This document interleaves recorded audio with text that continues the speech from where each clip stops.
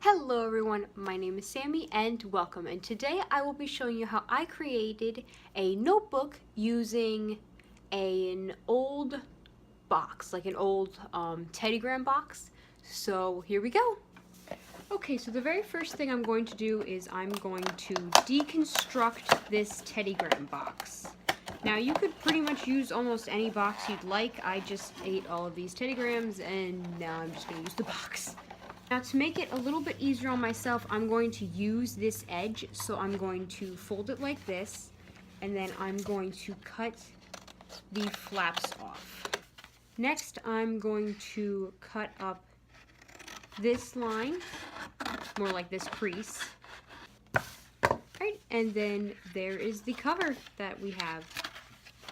Now I'm going to take just a stack of some computer paper, going to fold it in half, then I'm going to put a nice crease down the middle, and now this is bigger than what I need, so I'm simply going to cut it.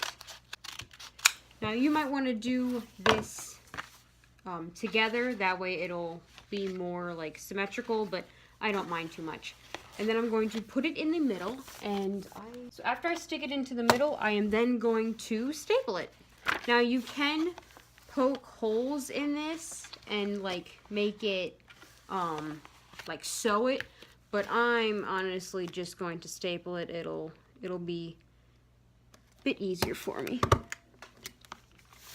Alrighty, and then after you staple it, you have a nice little notebook. There you go. Super simple, and I think it's actually really, really cute.